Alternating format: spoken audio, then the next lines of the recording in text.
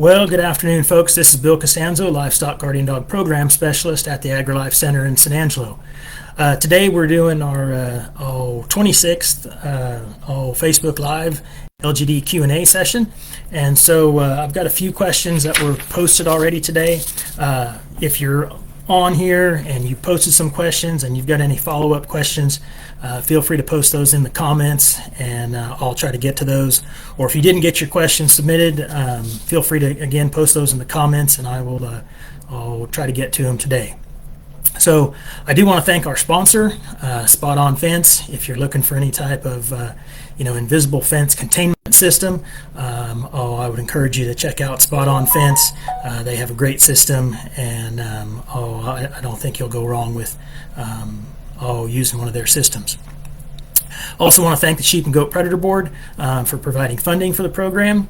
And so with that, we're going to go ahead and get started.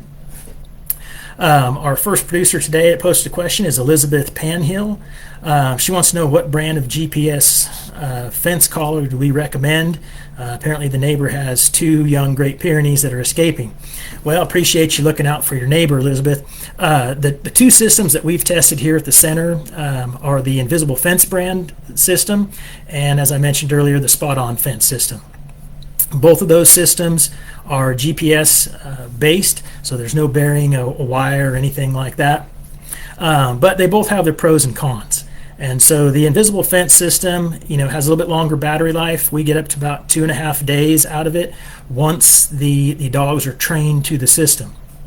But it's about $3,000 to have the company come out and set it up, and it's about $900 per collar.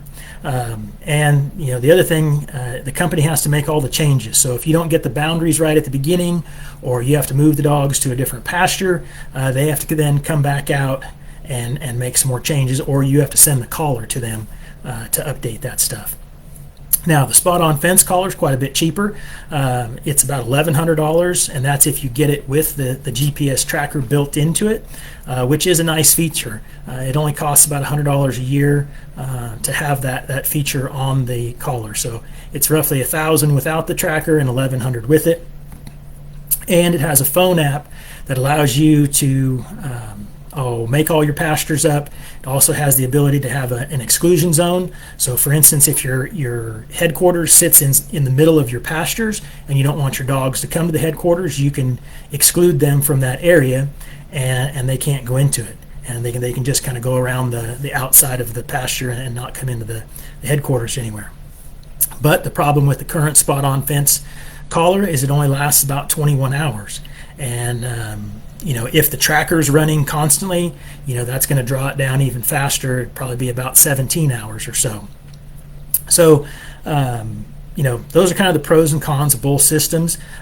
We still have both systems, and we're using both systems currently and continuing to test them.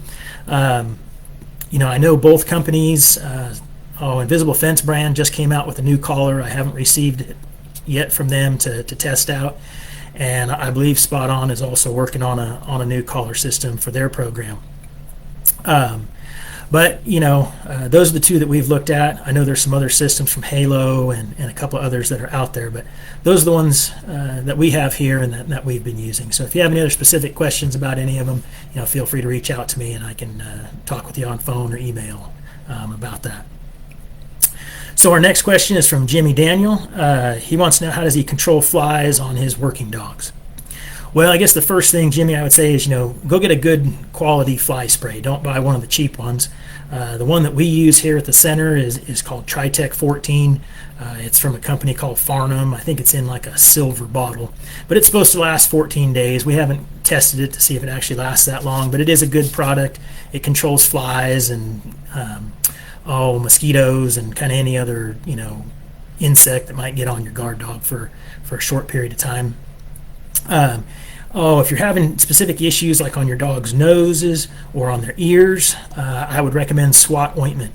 There's two different kinds. There's the old pink one that's been around for forever, and then probably in the last 10 years or so they came out with a clear ointment. I would apply either one of those, if you're trying to keep the dogs from getting flies on them, or fly strike on those spots. I would use that SWAT ointment. It works pretty well, and again, that's what we use here. If your dog already has fly strike and you're trying to, find something to keep the flies off of it and to get it healed up, again, it's a third product from Farnham.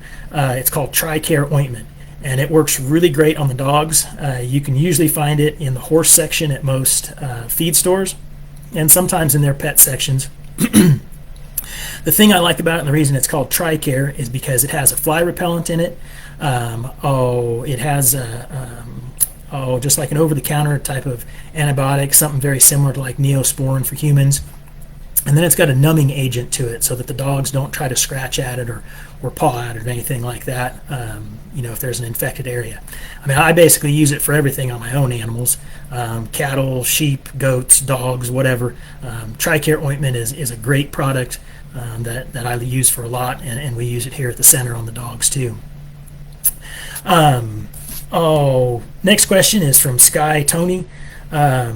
Wants to know what are some good tips and practices when moving livestock guardian dogs to a new location. They have 2 young dogs under a year that were bonded with livestock at their ranch, and they're now rehoming them. They've worked with sheep, goats, poultry, cattle at their ranch, and the friends operation that the dogs are going to have sheep. So now they are selling some of the sheep with the dogs. Excuse me. The dogs have that way the dogs have some familiar stock, but the location is completely new to the dogs with new people, new things, new management, and that type of thing. So first, I would say, your idea of selling some of your current sheep with the dogs so that they're used to them is a great idea. Anytime that you can do that, it just helps make the dogs more at ease, and it helps them bond to the new livestock even quicker. So one thing I would recommend, at your friend's new location is with your sheep that you're selling them, they need to put, 10 or 12 of their own sheep in a pen with the dog and your sheep. And then, kind of observe the dog for 10 to 14 days.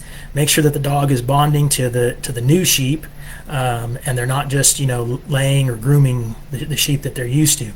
Once you see those kind of things, like I said, the dog sleeping with the animals, grooming the animals, the animals aren't running from the dog, dogs aren't running from the animals. They're rebonded to that new set of livestock, and they can be kicked out into the pasture with everybody else. Keep in mind that any time that you move, a dog to a new location, it's going to take time for that dog to readjust to that new home. And with guard dogs, in addition to it just being a whole new home for them, they're going to have to set up a whole new territory and then monitor that territory. And so, things like resource guarding can come up, aggression towards other dogs, aggression towards other livestock guardian dogs that they have, aggression maybe towards some other animals, and I don't want to say roaming, because there's a difference between roaming and patrolling, but they definitely may patrol outside of the boundaries that are at the new location as they try to set up their new territory.